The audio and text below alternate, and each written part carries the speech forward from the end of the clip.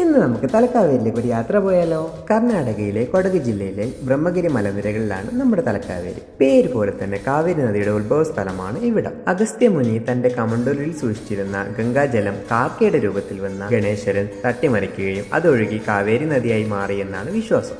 ഇനി യാത്രയാണ്. കേരള കർണാടക ബോർഡർ കഴിഞ്ഞാൽ പിന്നീട് അങ്ങോട്ട് 30 കിലോമീറ്റർ കടലിലൂടെ വേണം പോവാൻ. 1 മണിക്കൂറോളം കാട്ടിന്റെ നിശബ്ദതയും ഭംഗിയും തണുപ്പും ആസ്വദിച്ചുകൊണ്ട് ഒരു യാത്ര. കാട്ടിലൂടെയുള്ള യാത്ര ഉള്ളിൽ അല്പം ഭയമുണർത്തുന്നുവെങ്കിലും മലനിരകൾ തൊട്ട് തലോടി വരുന്ന കുഞ്ഞി വെള്ളച്ചാട്ടങ്ങളും അരുവികളും മനസ്സിന് കുളിർമ നൽകുന്നത് തന്നെയാണ്.